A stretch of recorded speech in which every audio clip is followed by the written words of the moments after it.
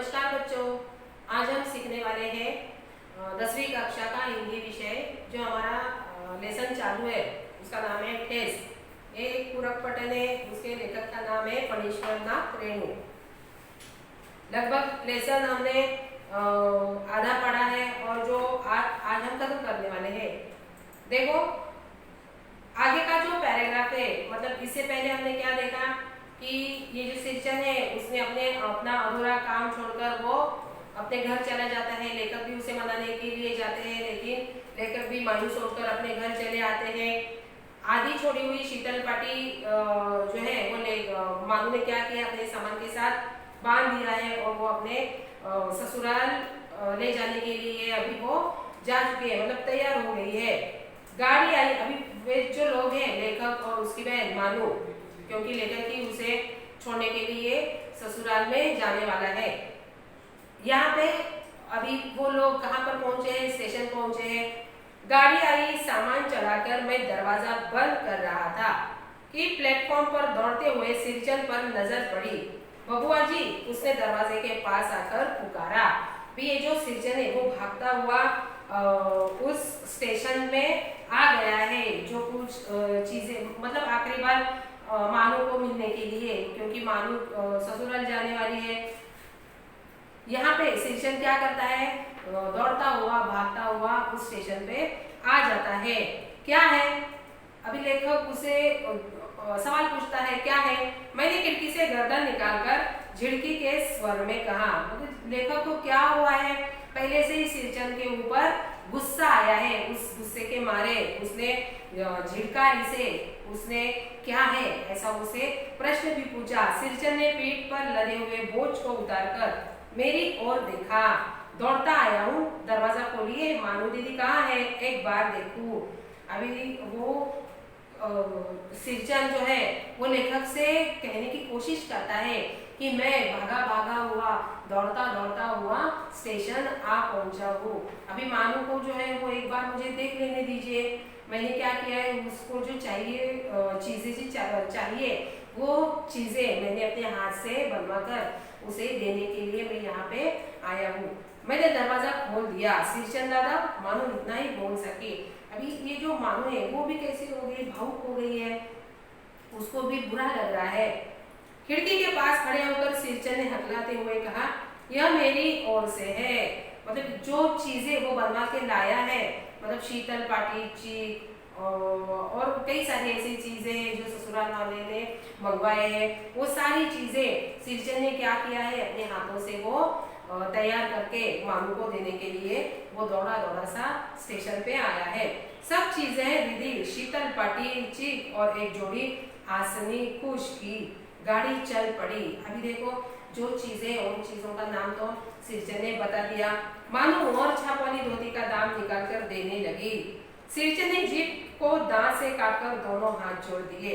अभी माँ ने क्या तय किया था, वादा किया था कि अगर काम अच्छा हो तो मोर छाप वाली एक नई धोती दूंगी।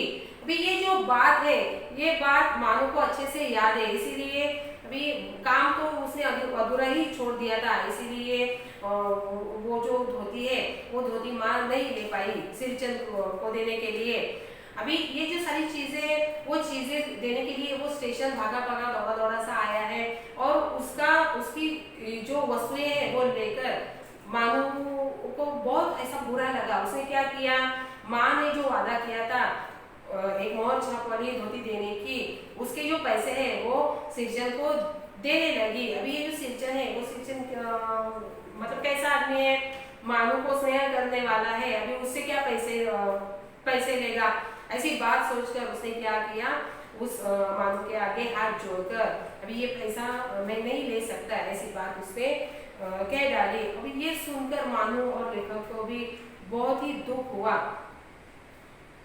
मानू फूट फूट कर रो रही थी। मैं बंडल को खोलकर देखने लगा। ऐसी कारीगरी, ऐसी बारीकी, रंगीन सुतलियों के फंदे का ऐसा काम पहली बार देख रहा था।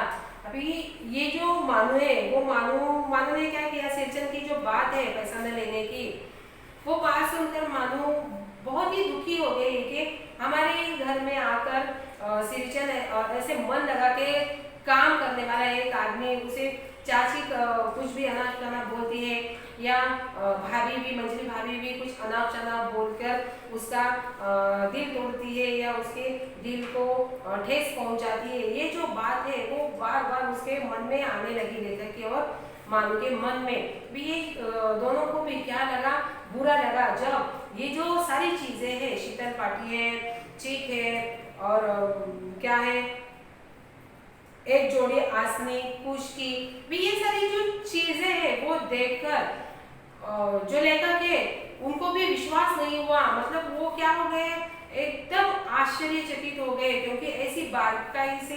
काम और इतना मन लगाकर किया गया जो काम है, सुंदर काम है, अच्छा सा काम है, वो देखकर उसको वो क्या रह गए, दंग रह गए। मतलब पूरी दुनिया में ऐसी कारीगरी कहीं दिखाई नहीं देगी पड़ी।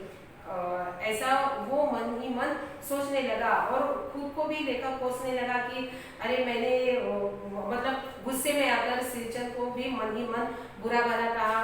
मतलब गांव वाले जो बोलते हैं, या घर के भाभी है, मंजली भाभी है या चाची है, उनकी जो बात है उनको, उनकी बात लेकर मैं भी कुछ अनाप शनाप बोल बैठा। इसी बात का जो दुख है इस लेखक को हुआ है, और मानो भी फूट फूट कर मतलब रोने लगी है। उसको भी क्या हुआ है, बहुत सारा दुख हुआ है। अभी ये जो पूरा लेसन है वो किस पुस्तक से लिया है, कहानियों से लिया है। देखो, फणीश्वरनाथ रेणु की संपूर्ण कहानियां से ये जो पूरा लेसन है ये इस कहानियों से लिया है। ठीक है, आशा करती हूँ कि यह जो वीडियो है वो आपको पसंद आया होगा। आगे का जो स्वाध्याय है वो आप देखो, बहुत आसान है, अच्छे से पूरा लेसन आप पढ़ो।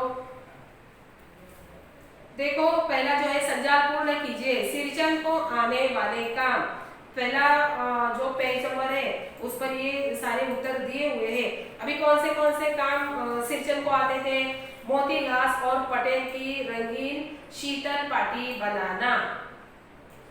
4 है, 4 ब्रैकेट है, चारों में आपको ये उत्तर भरना है। दूसरा है सतरंगे डोर के मोड़े बनाना।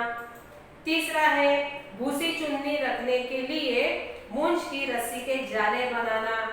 और चौथा है बांस की तिलियों की झिलमिलाती चीज बनाना। ये हुआ आपका उत्तर। सिरचन को आने वाले काम आपको बताना है। अभी कृति पूर्ण कीजिए।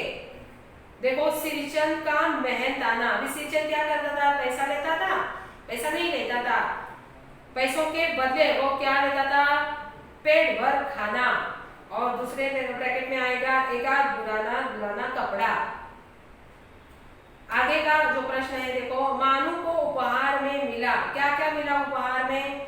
एक शीतल पाटी, और दूसरे ब्रैकेट में क्या आएगा? चिक और कुश की एक जोड़ी आसी, जो सिरचन भागा सा, दौड़ा सा उसको देने के लिए रेलवे स्टेशन आ गया था ना, वही। तीसरा देखो, सिरचन को लोग कहते थे, क्या कहते थे? मुफ्तखोर और कामचोर। देखो, मुफ्तखोर और कामचोर ऐसे लोग उसे कहते थे।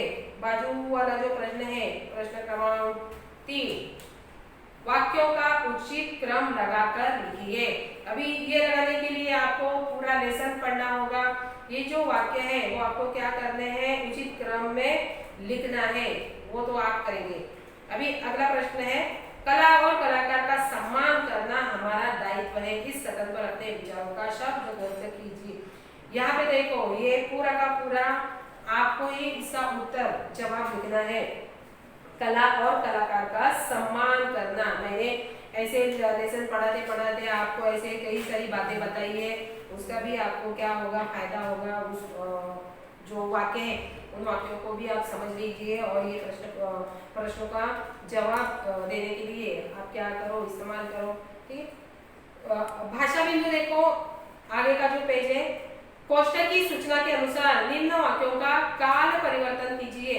काल परिवर्तन तो हमने सीखे, जिन्होंने ये वीडियो नहीं देखी होगी काल परिवर्तन के, वो जाकर देख लो। देखो, पहला जो है अली घर से बाहर चला जाता है। अभी आपको क्या करना है, इस वाक्य का सामान्य भूतकाल करना है। पूरे काल हमने पढ़े हैं, ठीक है। पहला क्या आएगा सामान्य भूतकाल में, अली घर से बाहर चला गया, यह आपका हो गया सामान्य भूतकाल। दूसरा जो है देखो, आराम हराम हो जाता है, पूर्ण वर्तमान काल एवं पूर्ण भविष्य काल। अभी यहाँ पे आपको दो लिखने हैं, एक है पूर्ण वर्तमान काल जो आएगा आराम हराम हो गया है, और दूसरा क्या चाहिए उनको पूर्ण भविष्य काल, आराम हराम हो चुका होगा, ये पूर्ण भविष्य काल आएगा। आगे का जो तीसरा है, सरकार एक ही टैक्स लगाती है, ये जो वाक्य है उस वाक्य का सामान्य भविष्य काल आपको करना है। अभी कैसे आएगा देखो, सरकार एक ही टैक्स लगाएगी, सामान्य भविष्य काल। आगे का जो है, आप इतनी देर से नाप तोल करते हैं, अपूर्ण वर्तमान काल आपको करना है। कैसा आएगा देखो, आप इतनी देर से नाप तोल कर रहे हैं। यहाँ पे आगे का जो है, वे बाजार में नई पुस्तक खरीदते हैं। यहाँ पे आपको फिर से दो करने हैं, पूर्ण भूतकाल एवं अपूर्ण भविष्य काल। पहला देखो क्या आएगा पूर्ण भूतकाल में, उन्होंने बाजार से नई पुस्तक खरीदी थी, और दूसरा क्या आएगा अपूर्ण भविष्य काल में, वे बाजार से नई पुस्तक खरीदते होंगे,